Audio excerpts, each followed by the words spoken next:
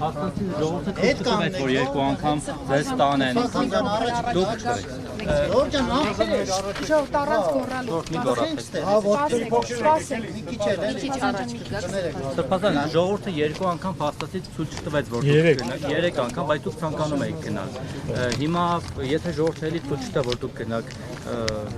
խնդրեմ որ ցույց տա։ Հիմա դուք եք ընդդիմանալու ժողովրդի կամքին։ Որովհետև նախ շնորհակալություն բոլորին այն պահվածքի համար, որ ցուցաբերեցիք, խորապես շնորհակալ եմ եւ անձնապես եւ իբրև հոգեվորական, բայց իրենք հասկացան, կարծում եմ, որ գոնե իրենք այս պահով հասկացան, ինչի համար եմ սա ասում,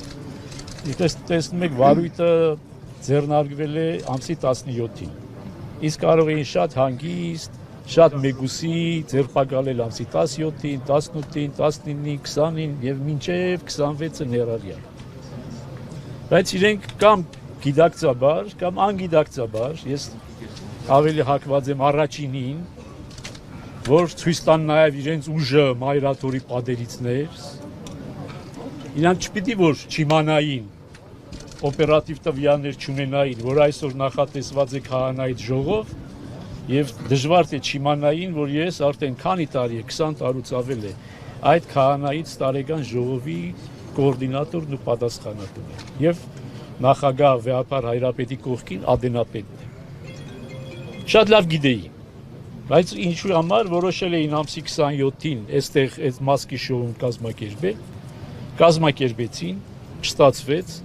շնորհակալ եմ ինչպես ձեզ, բոլորիդ քահանաներին, ժողովրդին, իմ հոգևոր եղբայրներին եւ վեհապար Հայրապետին, իմ մասնավորի իր հայրապետական բարձր պահվածքի համար։ Հիմա իրանք հասկացել են եւ նահանջել են։ Եվ դրա համար ավելորդ է այլևս թույլ տալ, որպես իրենք երկրորդ ինչ-որ հարցակումը թույլ տան եւ երկրորդ անգամ պղծեն մայրաթորի հոգեպարար, հոգևոր մթնոլորտ։ Ես որևիցե բանից չեմ վախենում։ Այս մեղադրանքը բացարձակ շինծու ապօրինի մեղադրանք է։ Ես երբեք չեմ թաքնվել, երբեք էլ չեմ խոսապել, իմ ասածներից էլ չեմ հրաժարվում, ասել եմ, լավ եմ արել եւ պիտի շարունակեմ նույն ոգիով։ Եվ հիմա միակ խնդրանքս է, որ թողնեք, որպես ես նստեմ մեքենան եւ մեր սիրելի փաստաբանի հետ գնամ քննչական կոմիտե ներկայանալ։ Սրբազան ինչու մեկ տարի առաջ արված հայտարարությունը հիմա դարձավ քրեական վարույթ հարուցելու։ Ինչը։ 2 տարի առաջ։ Այդ մասին պիտի գնանք խոսանք, չէ՞։ Այդ մասին պիտի խոսենք։ Բա գնում ենք խոսելու։ Եվ կներեք։ Բա չենք լռելու, գնում ենք խոսելու։